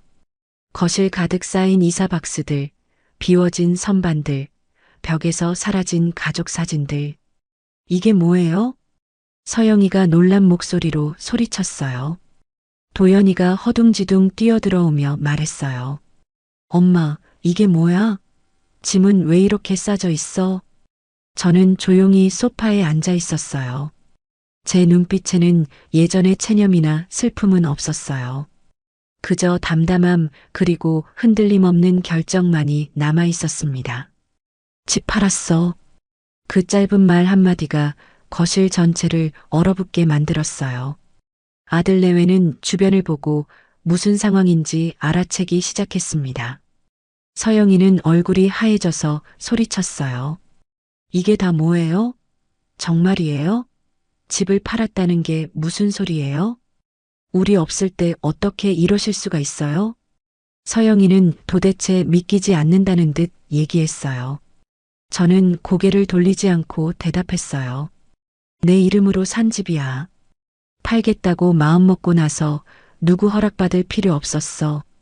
도연이가 다가와 목소리를 낮췄어요. 엄마, 도대체 왜 그래? 이 집이 우리 집이고 민재도 여기서 크고 있는데. 그 말에 저는 처음으로 아들을 바라보며 단호하게 말했어요. 왜 그래? 왜 그래? 왜 그러냐고? 뚫린 입이라고 왜 그래라는 말이 나와? 니들이 그러고도 인간이냐? 니들이 그러고도 자식이냐고? 이 상황에서도 민재 핑계를 대고 싶어? 서영이가 지지 않고 격앙된 목소리로 소리쳤어요. 아니, 저희가 뭐 그렇게 잘못했나요? 같이 살자고 한 것도 우리고 편하게 지내시라고 방도 따로 드렸잖아요. 저는 작게 웃었어요. 그러곤 민재가 서 있는 곳을 잠시 바라보다가 천천히 말을 이었어요. 너희 진짜 내가 짐 싸는 거 못 봤어? 원래 계획에 없었더라도 짐 싸며 그렇게 좋아하는 엄마 모습을 봤으면 같이 가자고 말이라도 하는 게 인간되고 자식된 도리야. 니들은 그냥 나를 돈으로만 본 거였지. 처음부터 같이 살자고 했던 것도 결국 돈 때문이었는데 그땐 그걸 행복하다고 느꼈던 내 자신이 정말 후회스러워. 도연이는 말없이 고개를 숙였고 서영이의 표정도 점점 굳어갔어요. 그래서 결심했어. 나는 너희 가족이 아니더라고. 그냥 이 집의 가사도우미였고 니들 돈 대주는 돈줄이었지. 서영이는 이 상황이 너무나 황당해서 말했어요. 어머니, 왜 그렇게까지 말씀하세요? 저희 진심으로 편하게 모시려고 했던 거예요. 명의도 어머님 명의로 했었고 저희가 잘해드렸잖아요. 저는 서영이의 눈을 똑바로 바라보며 내 속에 있는 모든 것을 뱉어냈어요. 국세청 조사 나올까봐 내 명의로 해준 거 내가 모를 줄 알아? 그래서 시간이 지나서 조금씩 계획을 세우고 명의를 바꾸려고 했었어? 말도 안 되는 트집을 잡아서 치매로 몰고 양로원에 보낼 생각까지 했던 거니? 니들이 그러고도 자식 있는 부모야. 너희 민재 보기 부끄럽지도 않아? 민재가 커서 니들이 똑같이 당할 수 있다는 건 왜 생각을 못해? 저 어린 것이 너희들을 보고 도대체 뭘 배우겠어? 그 말을 들은 서영이와 도연이는 할 말을 잃고 멍하니 저를 바라보았어요. 더 이상 하고 싶은 말도 없었고 들어줄 말은 더더욱 없었습니다. 저는 천천히 일어나서 손가방을 집어들었어요. 이제 내가 떠나면 그 아이 얼굴을 언제 또 볼 수 있을지 알 수 없었어요. 아니 어쩌면 다시는 못 볼지도 모르죠. 민재가 무서워하며 울기 시작했어요. 할머니 무서워요. 저는 민재에게 다가가서 꼭 안아주었습니다. 민재야 할머니가 이제 다른 곳에서 살 거야. 너도 건강하게 잘 크고 책 많이 읽어야 해. 할머니는 항상 민재를 사랑한다는 걸 잊지 마. 민재를 안고 있는 동안 잠시 마음이 흔들렸지만 저는 단호하게 말했어요. 서영이가 마지막으로 소리쳤어요. 우리 민재는요? 민재는 어떡하라고요? 저는 민재를 놓아주고 돌아서며 말했어요. 민재한테는 미안하지만 어쩔 수 없어. 민재는 너희가 책임져야 해. 도연이가 급히 제 팔을 붙잡았습니다. 엄마, 그냥 한 달만, 아니 일주일만 더 생각해봐. 이런 식으로 떠나시면 너무. 저는 그 손을 뿌리쳤습니다. 엄마라고 부르지 마. 그리고 생각은 이미 다 했고 너희를 위해 평생을 살았지만 이제는 나를 위해 살 거야. 오늘이 그 시작이야. 그리고 마지막으로 말했죠. 잘 살던 말던 관심 없지만 민재는 제발 제대로 키워. 그 말을 끝으로 저는 현관을 열고 나섰어요. 계단을 내려가는 동안 서영이의 고함 소리가 들렸고 도연이의 발소리가 따라 들렸지만 결국 아무도 저를 막지 못했습니다. 문을 닫고 택시에 올라타고 창밖을 보며 속삭였습니다. 이제 진짜 내 인생이 시작이다. 그런데 이상했어요. 갑자기 눈물이 흘러내리고 있었거든요. 왜 눈물이 흐르는지도 모르겠고 슬픈 건지 시원한 건지도 모르겠는데 눈물만 계속 나왔어요. 평생을 키운 가슴으로 키운 아들에 대한 결별 때문인지 민재를 이제 다시는 못 볼지도 모른다는 두려움인지는 모르겠습니다. 다만 민재를 생각하면 가슴이 찢어지는 것 같았어요. 그 아이만큼은 정말 사랑했는데. 하지만 동시에 가슴 한편으로는 뭔가 후련한 기분도 들었어요. 이제야 진짜 제 마음대로 살 수 있다는 해방감 같은 것도 있었고요. 복잡한 감정들이 뒤섞여서 제가 지금 어떤 기분인지도 정확히 알 수 없었어요. 70년 넘게 살면서 이렇게 당당했던 적이 있었나 싶었어요. 무거웠던 어깨가 이상하게 가벼워졌고 가슴 속에서 뭔가 뜨거운 게 올라왔어요. 분노도 아니고 슬픔도 아닌 해방감이었을까요? 아니면 진짜 자유를 맛보는 기분이었을까요? 어쨌든 저는 그날 진짜 제 인생을 시작하기로 했어요. 목포에 도착했을 때의 기분은 정말 말로 표현할 수 없었어요. 기차에서 내려 바닷바람을 맞는 순간 가슴이 뻥 뚫리는 기분이었습니다. 아, 이게 진짜 내가 있을 곳이구나. 명숙이가 역에서 기다리고 있었어요. 정분아, 왔구나. 오랜 친구를 보니 눈물이 핑 돌았어요. 명숙아, 고마워. 정말 고마워. 명숙이가 제 캐리어를 받아들고 말했어요. 일단 집으로 가자. 가서 천천히 얘기하고. 새로 산 집에 도착해서 짐을 정리하고 나니 명숙이가 차를 끓여주었어요. 자, 이제 처음부터 끝까지 다 얘기해봐. 전화로는 자세히 못 들었잖아. 저는 그동안 있었던 모든 일을 하나하나 털어놨어요. 서영이가 저를 어떻게 대했는지, 가족여행에서 배제당했던 일, 집을 팔고 떠나온 경위까지 모든 것을 말았어요. 명숙이는 제 이야기를 들으면서 가끔 한숨을 쉬기도 하고 분노하기도 했어요. 아이고, 정분아. 너 정말 많이 힘들었겠다. 이야기를 다 마치자 명숙이가 저를 꼭 안아주었어요. 잘 왔어, 정분아. 정말 잘 왔어. 이제 괜찮아. 이제 나랑 여기서 오순도순 평생 살자. 그 따뜻한 품에 안겨서 그동안 참았던 눈물이 터져 나왔어요. 명수가, 내가 너무 바보였나? 바보가 아니야. 너무 착했던 거지. 그런데 이제는 내가 잘한 거야. 그런 곳에서 더 있었으면 정말 큰일 날 뻔했어. 명숙이의 말에 마음이 한결 가벼워졌어요. 새로 산 집은 정말 마음에 들었습니다. 바다가 훤히 보이는 작은 2층 집이었는데 1층은 거실과 부엌, 2층은 침실과 작은 서재가 있었어요. 무엇보다 아침에 눈을 뜨면 바로 바다가 보인다는 게 얼마나 좋은지 몰라요. 정분아, 이 집 정말 잘 골랐다. 여기서 살면 매일 힐링이겠어. 명숙이가 본인이 골라준 집이면서 일부러 농담하듯 얘기했습니다.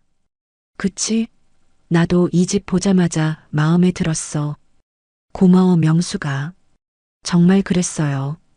서울의 그 답답한 아파트와는 비교할 수 없을 정도로 자유롭고 편안했거든요. 첫날 밤 바다 소리를 들으며 잠자리에 들었을 때 정말 오랜만에 깊이 잠들었어요. 그동안 얼마나 긴장하고 살았는지 모르겠어요.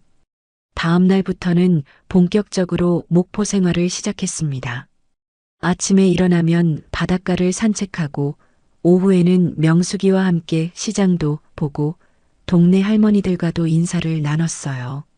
새로 오신 분이시구먼. 어디서 오셨어요? 서울에서 내려왔어요. 아이고, 서울이시라. 여기 어떠세요? 정말 좋아요. 공기도 좋고 사람들도 인정이 많고. 사실 원래 여기 살다가 서울 간 거예요. 정말 그랬어요. 여기서는 누구도 저를 의심하지 않았고 무시하지도 않았어요. 그냥 한 사람으로서 존중해 주었거든요. 명숙이와는 거의 매일 만났어요. 함께 바닷가를 걸으면서 그동안의 이야기를 나누기도 하고 차를 마시면서 앞으로의 계획도 세웠어요. 정분아, 너 정말 잘한 것 같아. 그런 자식들한테 더 이상 인생 낭비할 필요 없어. 맞아. 이제야 진짜 내 인생을 사는 기분이야. 그런데 가끔은 민재 생각 안 나? 명숙이가 조심스럽게 물었을 때 저는 잠시 말이 없었어요. 생각이 안 날 리가 없지. 그래도 어쩔 수 없어. 그 아이를 위해서라도 이런 선택을 할 수밖에 없었어. 정말 그랬어요. 민재 생각을 하면 마음이 아팠지만 그래도 후회하지는 않았어요. 한 달이 지나니 완전히 목포 생활에 적응했어요. 아침마다 바닷가를 걸으며 하루를 시작하고 텃밭에서 채소도 기르고 저녁에는 책도 읽고 텔레비전도 봤어요. 정말 평화로운 시간들이었습니다. 정분 씨, 요즘 표정이 정말 밝아 보여요. 동네 할머니가 그렇게 말했을 때 저도 그런 것 같다고 생각했어요.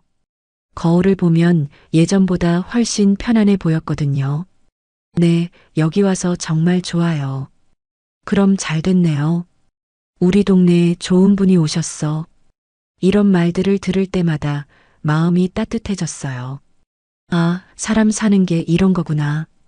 그런데 2달쯤 지났을 때 예상치 못한 일이 벌어졌습니다. 어느 날 오후 명숙이가 급하게 찾아왔어요. 정분아, 큰일 났다. 왜? 무슨 일이야? 너 아들이 너 찾으러 온다던데? 뭐라고? 저는 깜짝 놀랐어요. 동네 할머니가 그러는데 서울에서 온 젊은 남자가 너 이름을 대면서 집 주소를 물어보더래. 그 말을 들으니 가슴이 철렁했어요. 도연이가 여기까지 찾아온다고? 명수가 어떻게 하는 게 좋을까? 일단 만나는 게 어때? 뭔 일로 왔는지 들어보고. 명숙이 말이 맞았어요. 어차피 피할 수는 없으니까 만나서 얘기를 들어보는 게 나을 것 같았어요. 그날 저녁 정말로 도연이가 찾아왔습니다. 현관벨이 울렸을 때 저는 한참을 망설였어요. 그리고 문을 열었습니다. 엄마. 도연이는 완전히 다른 사람이 되어 있었어요. 몰골이 말이 아니었거든요.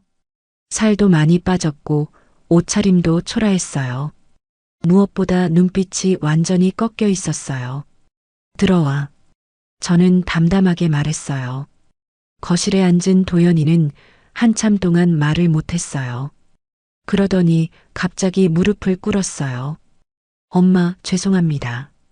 일어나. 엄마, 정말 죄송해요. 제가 정말 잘못했어요. 도연이의 목소리가 떨리고 있었어요. 그동안의 후회와 미안함이 모두 담긴 듯한 표정이었습니다. 저는 말없이 아들에게 저녁을 해줬습니다. 도연이가 평소 좋아하는 김치찌개를 끓여줬어요. 이리 와서 밥이나 먹어. 무슨 일이 있었는지 말해봐. 저는 차분하게 말했어요. 도연이가 밥을 먹으며 눈물을 흘렸습니다. 그리고 천천히 입을 열었어요. 엄마 밥 정말 맛있어요. 전에는 왜 이 맛을 몰랐는지. 사실 엄마가 떠나고 나서 모든 게 무너졌어요. 어떻게? 일단 집이 없어지니까 월세방 전전하다가 생활 패턴이 완전히 무너지고 회사에서도 결국 잘렸어요. 도연이의 목소리가 점점 작아졌어요. 그리고 서영이는 월세방에서는 도저히 못 살겠다고 자주 싸웠어요. 그러다가 결국 집을 나갔어요. 민재는 서영이가 일단 데리고 갔어요. 친정으로. 그런데 민재가 아빠를 자주 찾아서 서영이한테는 제가 월세나 거처만 정해지면 데려온다고 했어요. 도연이가 한숨을 쉬었어요. 서영이도 많이 힘들어했어요. 동네 사람들이나 회사에서도 엄마한테 못되게 한 게 알려져서 완전히 망신당했어요. 그래서 회사에서도 잘렸고 정말 모든 게 꼬였어요. 저는 그 이야기를 들으면서 복잡한 기분이었어요. 한편으로는 인과응보라는 생각도 들었지만 한편으로는 민재 생각 때문에 마음이 아팠어요. 그래서 지금은 어떻게 살고 있어? 고시원에서 아르바이트 하면서 근근히 버티고 있어요. 도연이가 고개를 떨궜어요. 엄마, 이제야 알겠어요. 엄마가 얼마나 소중한 분이었는지, 제가 얼마나 잘못했는지, 아침에 일어나면 항상 차려져 있던 식탁이 얼마나 고마운 일이었는지, 빨래를 깔끔하게 개서 놓아주시던 것도, 제가 좋아하는 반찬을 기억해서 만들어주시던 것도, 지금 고시원에서 혼자 컵라면 먹으면서 매일 생각해요. 민재가 아플 때 밤새 간병해 주시던 모습도 이제야 떠올라요. 그때는 다 당연한 줄 알았는데 지금 와서 그런 말 해봤자 뭐해. 저는 냉정하게 말했어요. 엄마, 다시 기회를 주세요. 제가 정말 잘못했어요. 앞으로는 엄마를 제대로 모실게요. 도연아. 저는 아들을 똑바로 바라보며 말했어요. 너는 아직도 모르는구나. 뭘 모른다는 거예요? 내가 왜 그 집을 떠났는지, 왜 너희와 연을 끊었는지.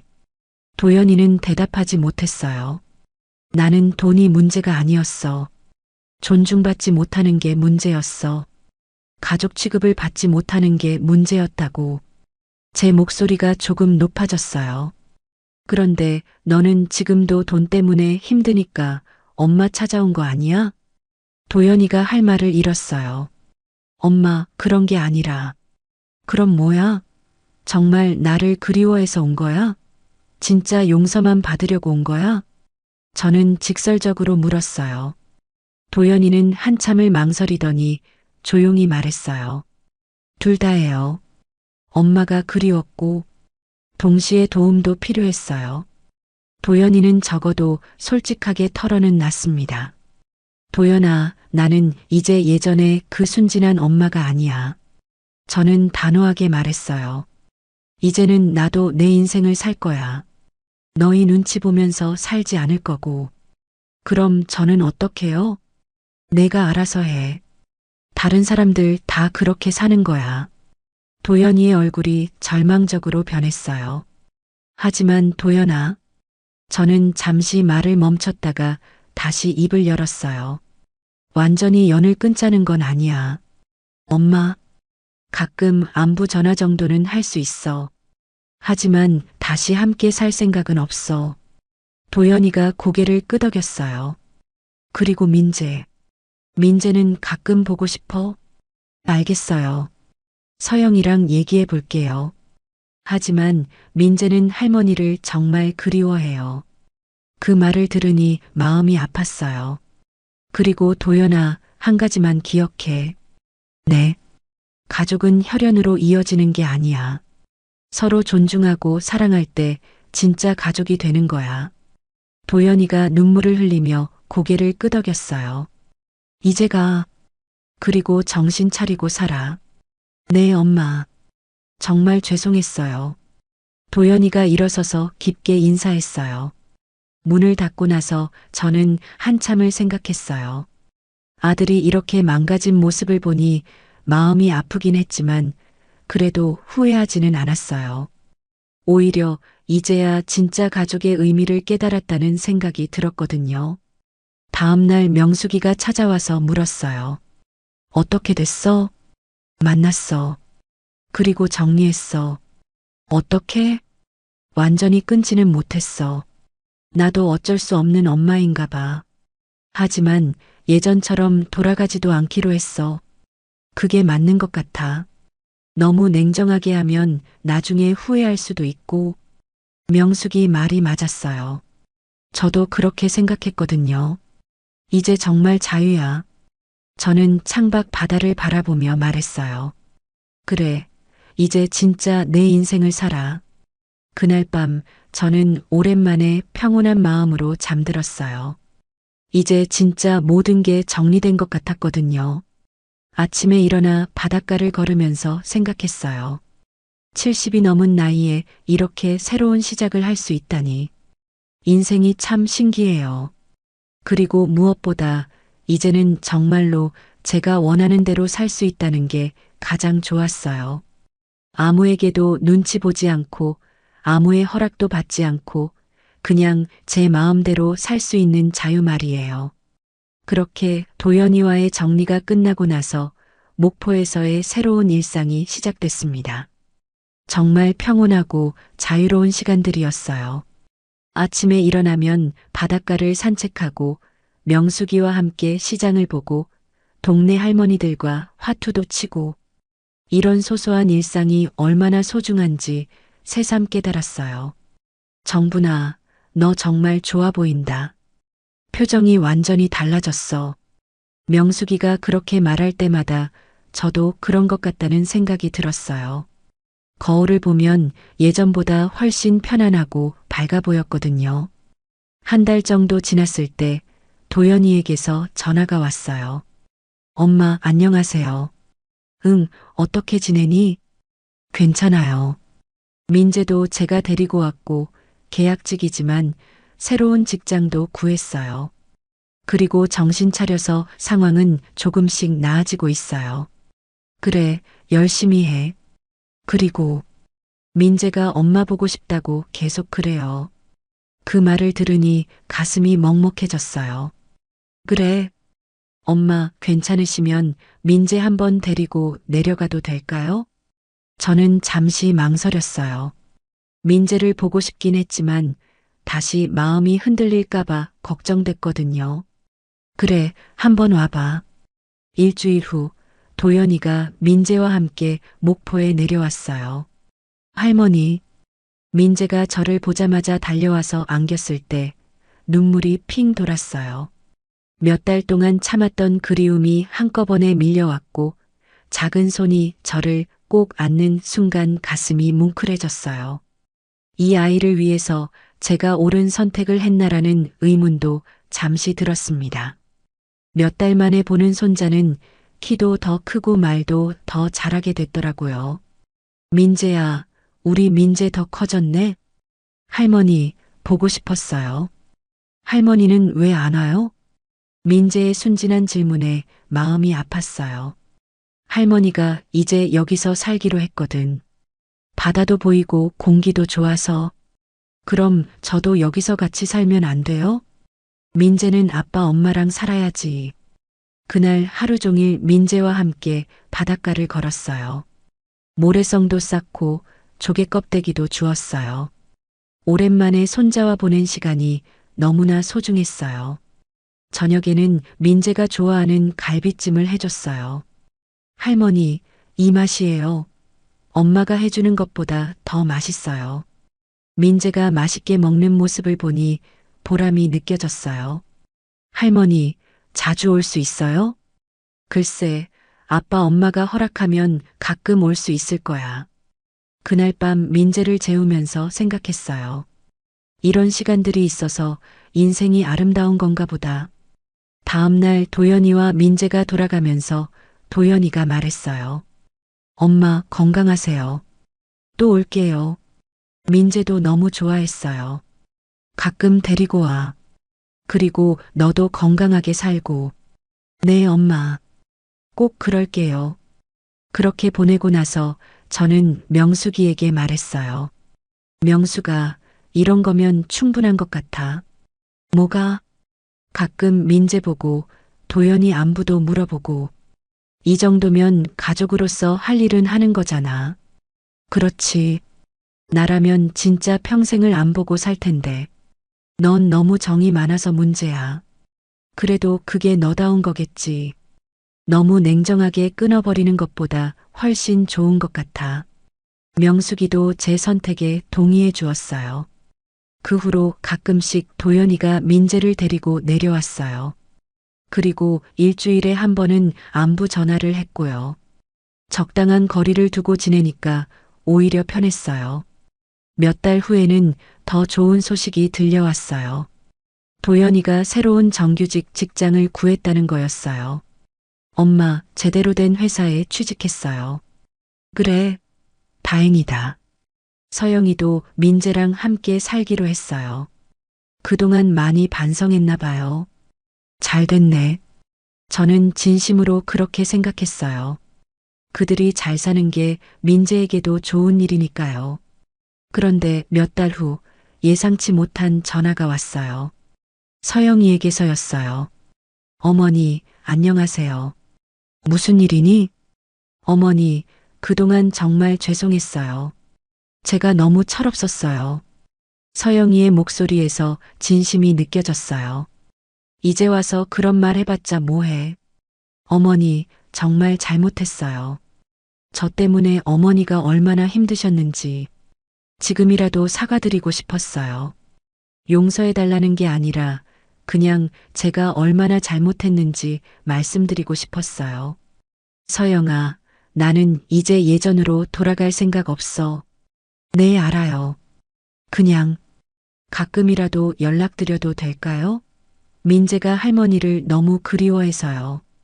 저는 잠시 생각했어요. 서영이도 나름대로 반성하고 있는 것 같았어요. 하지만 서영이가 저지른 일은 반성한다고 용서가 되는 일이 아니라고 생각했습니다.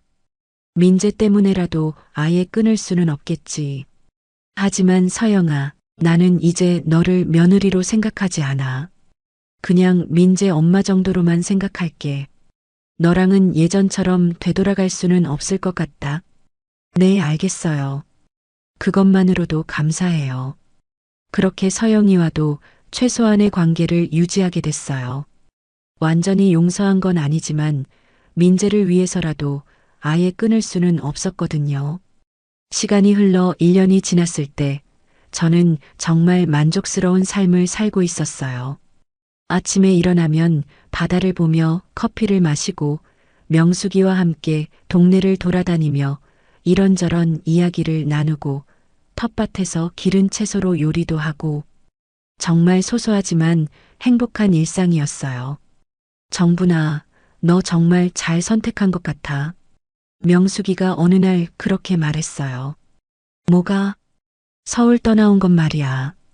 여기서 이렇게 자유롭게 사는 모습 보니까 정말 보기 좋아. 고마워, 명수가. 너 덕분에 여기 적응할 수 있었어. 뭘 친구끼리 뭘 그런 말을 해. 그런데 정말 그랬어요. 명수기가 없었다면 이렇게 행복할 수 없었을 거예요. 진짜 가족은 혈연이 아니라 서로를 아끼는 마음이라는 걸 명수기를 통해 배웠거든요. 그렇게 2년이 지났을 때 저는 정말 완전한 평화를 찾았다고 생각했어요. 도연이는 새 직장에서 열심히 일하고 있었고 서영이도 예전보다 많이 달라진 것 같았어요. 가끔 전화할 때도 예의를 지켰고 민재 교육도 예전보다 훨씬 좋아졌다고 하더라고요. 어머니, 이번에 민재가 상장을 받았어요. 서영이가 전화해서 그렇게 말했을 때 저도 기뻤어요. 그래, 우리 민재 대단하네. 어머니 덕분이에요. 할머니가 책 읽는 습관을 길러주셨거든요. 그런 말을 들을 때면 그래도 제가 민재에게 좋은 영향을 줬구나 하는 생각이 들었어요.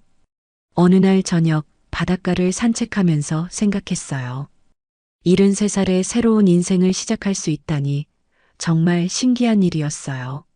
할머니, 뒤에서 민재가 부르는 소리가 들렸어요. 돌아보니 도연이와 함께 걸어오고 있더라고요. 민재야, 언제 왔어? 방금 왔어요. 할머니 바다에서 산책하는 거 보고 뛰어왔어요. 민재가 제 손을 잡으며 말했어요. 할머니, 오늘 자고 가도 돼요? 물론이지.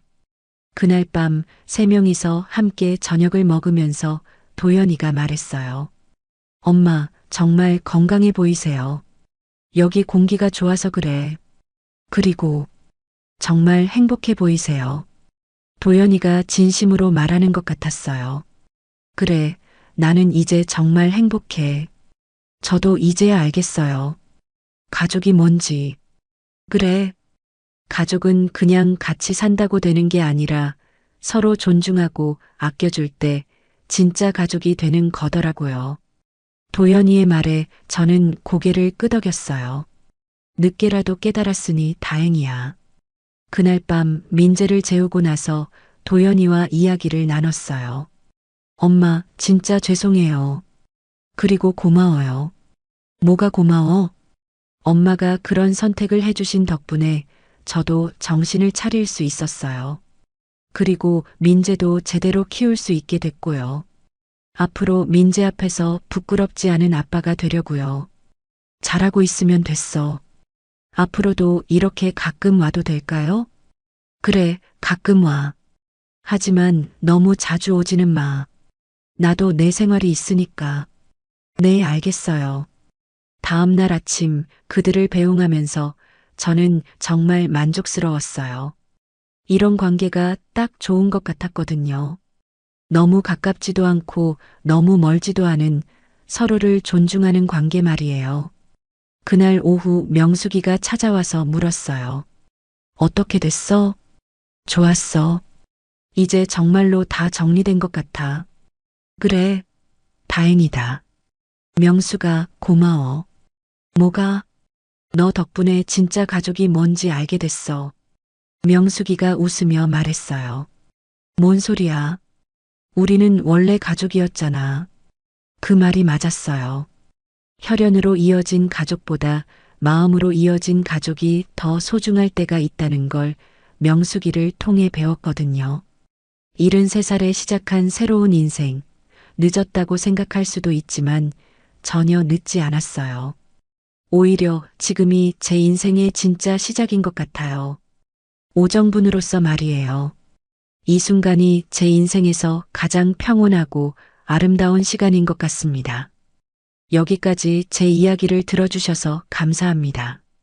혹시 비슷한 상황에 계신 분들이 있다면 늦었다고 생각하지 마세요.